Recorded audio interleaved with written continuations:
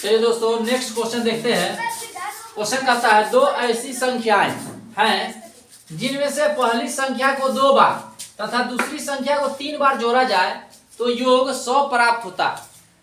आगे बोलता है पहली संख्या को 3 बार तथा दूसरी संख्या को 2 बार जोड़ने पर योग 120 प्राप्त होता है, तो बड़ी संख्या तथा छोटी संख्या के अंतर क्या होगा। तो देखिए सबसे पहली बात इसमें देखिए, इसमें 2 तरह का संख्या, पहली संख्या और बड़ी संख्या और छोटी संख्या। तो यहाँ पर यह देखना है कि बड़ी संख्या क्या है वो तो मालूम नहीं ना है, और छोटी संख्या क्या है वो भी मालूम नहीं है। तो बड़ी संख्या को हम क्या मान लेते हैं, x मान लेते हैं, और छोटी संख्या को क्या मान लेते हैं, y मान लेते हैं। ठीक है, अब उसके बाद देखिए बोलता है जिनमें से पहली संख्या को, पहली संख्या यानी कि x और दूसरी संख्या मतलब y, यानी कि बड़ी संख्या हो गया पहली संख्या और छोटी संख्या हो गया दूसरी संख्या, है ना। तो बोलता है जिनमें से पहली संख्या को 2 बार और दूसरी संख्या को 3 बार जोड़ा जाता, क्या होता है 3 बार जोड़ा जाता है, तो योग कितना प्राप्त हो जाता है, 100 प्राप्त हो जाता है। Equation number first. और आगे बोलता है पहली संख्या को 3 बार, पहली संख्या को 3 बार तथा दूसरी संख्या को 2 बार जोड़ने पर, 2 बार जोड़ने पर योग कितना प्राप्त होता है, 120 प्राप्त होता है। इक्वेशन नंबर 2 हो गया। तो बोलता है बड़ी संख्या तथा छोटी संख्या का अंतर क्या होगा। तो कैसे निकालेंगे, देखिए ये जो है आपका 2 वेरिएबल वाला लीनियर इक्वेशन है, जो कि आप जो है पढ़ चुके हैं 10th क्लास में, 10th क्लास के मैथ्स बुक में ये वाला क्वेश्चन आप देखे होइएगा। तो चलिए इस क्वेश्चन को कैसे सॉल्व करते हैं। तो इसको क्या करना पड़ता है, बैलेंस करना पड़ता है। बैलेंस करने के लिए क्या करते हैं हम जो है ना, बैलेंस करते हैं। बैलेंस किस लिए किया जाता है, बैलेंस किया जाता है एक वेरिएबल को हटाने के लिए। एक वेरिएबल जब हट जाएगा तब ना दूसरा वेरिएबल का मान निकलेगा। तो कैसे निकालेंगे, इसको कैसे हटाएंगे। तो देखिए यहाँ पर 2x है, यहाँ पर 3x है, तो बैलेंस कैसे करेंगे। तो यहाँ पर देखिए 3 से मल्टीप्लीकेशन कर देंगे, यहाँ पर 2 से मल्टीप्लीकेशन कर देंगे तो बैलेंस हो जाएगा। तो देखिए इक्वेशन नंबर 1 में अगर हम 3 से मल्टीप्लीकेशन कर देते हैं और इक्वेशन नंबर 2 में 2 से मल्टीप्लीकेशन कर देते हैं तो बैलेंस हो जाएगा। तो देखिए यहाँ हो गया 3 दूना 6x प्लस 3 तिहाई 9y बराबर में हो गया 300। यहाँ हो गया कितना 6x प्लस 2 दूना 4y बराबर में हो गया 12 दूना 24 यानी 240। अब देखिए घटा देते हैं, कैंसिल हो गया, 9 में से 4 गया तो कितना हो गया 5 बराबर कितना हो गया 0, 10 में से 4 गया तो 6 कैंसिल। अब देखिए 12 पंचे 60 कितना हो गया 12 पंचे 60 यानी कि y का मान कितना आ गया 12 आ गया। अब x का मान निकालना है, तो देखिए 2x प्लस 12 तिहाई 36 है ना। तो 100 में से 36, ये वाला प्लस 36 उधर जाके क्या हो जाएगा, माइनस हो जाएगा ना। तो हम डायरेक्ट बना देते हैं, तो 100 में से 36 को माइनस कर देंगे। देखिए y का मान 12 आया है और 12 तिहाई 36 हो जाएगा, तो 36 उधर जाके क्या हो जाएगा, माइनस में हो जाएगा ना। तो 100 में से 36 किया तो कितना हो गया 64 हो गया। तो x बराबर कितना हो गया 32, 32 दूना 64। तो क्या बोलता है बड़ी संख्या तथा छोटी संख्या का अंतर क्या होगा, बड़ी संख्या है x और छोटी संख्या क्या है 12, घटा देंगे तो कितना हो जाएगा 20, यानी ऑप्शन नंबर बी। ये आपको बैंक पीओ में जो है ना पूछा हुआ है, 2010 में पूछा गया ये प्रश्न है। अब चलिए नेक्स्ट क्वेश्चन पर, चलिए नेक्स्ट क्वेश्चन ये कहता है 4 क्रमागत संख्याओं का योग 206 है, इनमें से दूसरी तथा तीसरी संख्याओं का योग क्या होगा। ये भी जो है आपका बैंक पीओ 2010 में पूछा गया प्रश्न है। अब देखिए इस क्वेश्चन को कैसे सॉल्व करेंगे। तो क्रमागत का मतलब होता है लगातार, क्रमागत मतलब क्या होता है लगातार। तो देखिए 4 लगातार संख्याओं का जो कितना है 206, तो 4 लगातार संख्या हमको तो मालूम नहीं ना है, तो क्या करेंगे हम मान लेंगे x मान लेंगे। तो देखिए x हो गया, फिर देखिए x प्लस 1 हो गया, फिर x प्लस 2 हो गया, फिर x प्लस 3 हो गया, 4 हो गया ना। 4 लगातार संख्याओं का जो कितना है 206 है, कितना है 206 है। सबको जोड़ दीजिए, क्योंकि जो है ना 4 लगातार क्रमागत संख्याओं का योग है 206, है ना। अब देखिए यहाँ x कितना हो गया 4 गो x हो गया, कितना x हो गया 4 गो x। अब देखिए 2 1 3 3 3 6 प्लस 6 बराबर में 206 हो गया।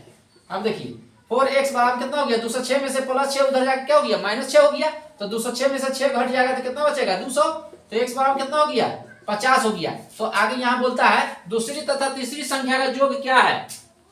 तो देखिए दूसरी संख्या कितना है 50 1 51 और तीसरी संख्या हो गया 50 2 52, तो 51 और 52 कितना हो गया 103, ऑप्शन नंबर सी हो गया। चलिए नेक्स्ट क्वेश्चन, चलिए नेक्स्ट क्वेश्चन कहता है किसी संख्या में से 800 के 60% का 3/4 घटाने पर 200 प्राप्त होता है, तो वह संख्या कितनी है। ये भी जो है ना आपका बैंक पीओ में पूछा हुआ है। अब देखिए इसको हम कैसे बनाएंगे, तो देखिए यहाँ जो है ना किसी संख्या में से 800 के 60% का 3/4 भाग घटाने पर 200 प्राप्त होता है, तो वह संख्या कितनी है, तो वह संख्या को मालूम नहीं है, तो हम मान लेंगे x है वो संख्या, ठीक है। अब इस x में से 800 के 60% परसेंट हटेगा तो बट्टा में 100 आएगा, का मतलब गुना 3/4 भाग घटाने पर कितना प्राप्त होता है, 200 प्राप्त होता है। ओके, अब देखिए 00 से 00 कैंसिल हो गया, ये हो गया 15 चौका 60 हो गया। अब देखिए x माइनस 15 8 120, 120 का कितना हो गया 360 हो गया, बराबर में 200, तो x मान कितना हो गया माइनस 360, उधर जाके प्लस हो जाएगा, तो 360 प्लस 200 कितना हो गया 560। Option number A. Next question 845 का 2/5 तथा 400 का 3/4 का अंतर क्या होगा, तो देखिए का मतलब क्या होता है, गुना हो जाता है। तो देखिए का मतलब क्या होता है, गुना, तो 5 से इसको भाग लगा दीजिए, 5 से इसमें भाग लगाइएगा तो कितना हो जाएगा, 5 का 5, 3 बचेगा, 6 5 30, 9 5 45, कितना हो गया 9 दूना 18 है ना, 9 दूना 18, 6 दूना 12, 1 13, 2 1 का 2 1 3 हो गया।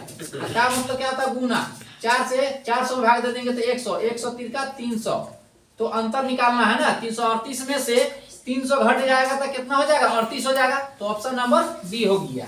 नेक्स्ट क्वेश्चन, चलिए ये क्वेश्चन कहता है 3.1/3 में से 2.1/2 घटाने पर प्राप्त अंतर को 120 से गुना करने पर क्या प्राप्त होगा।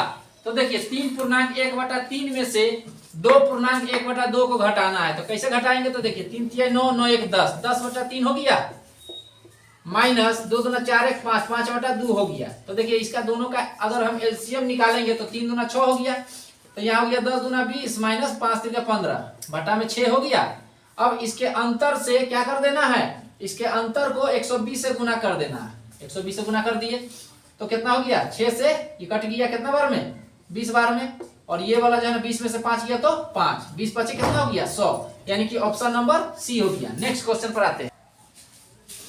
चलिए इस टाइप का क्वेश्चन अभी बताए हैं 215 नंबर में। इस टाइप के क्वेश्चन जो 215 वाला क्वेश्चन है वही क्वेश्चन को रिपीट कर दिया है, फिर से बस जो है ना थोड़ा नंबर चेंज कर दिया, तो इसको जो है ना वैसा ही बनाना है। कैसे बनाइएगा, तो बना के फटाफट जो है दिखलाइए और कमेंट सेक्शन में जरूर कमेंट कीजिए इसका आंसर जो है कितना होगा सो, ठीक है। अब देखिए नेक्स्ट क्वेश्चन कहता है 8 प्लेटों तथा 6 चम्मचों का कुल मूल्य कितना है। इसका आंसर जो होगा आपका 300 होगा, ठीक है, इसको देख लीजिएगा। 8 प्लेटों तथा 6 चम्मचों का कुल मूल्य कितना है, 300 रुपया हो तो 4 प्लेटों तथा 3 चम्मचों का मूल्य कितना होगा। तो देखिए 8 प्लेटों तथा 6 चम्मचों का कुल मूल्य कितना है, 300 रुपया। 8 प्लेट है, कितना प्लेट है, 8 प्लेट है और 6 चम्मच है, इन दोनों का मूल्य मिलाकर कितना है 300 रुपया। 300 रुपया है तो 4 प्लेटों तथा 3 चम्मचों का मूल्य कितना होगा। तो देखिए यहां से हम 2 को कॉमन ले लेते हैं, तो 2 कॉमन ले लेंगे तो कितना बचेगा, 4 प्लेट और 3 चम्मच बचेगा, बराबर में 300 कट गया कितना बार में, 150 बार में, यानी ऑप्शन नंबर बी हो गया। तो नेक्स्ट क्वेश्चन पर आते हैं। रमेश ने 120 पृष्ठों वाली गणित की पुस्तक का 2/3 भाग पढ़ा है, अभी रमेश ने कितने पृष्ठ नहीं पढ़ा। तो देखिए 120 पृष्ठ वाली गणित की पुस्तक का कितना भाग पढ़ा है, 2/3 भाग पढ़ा, ठीक है।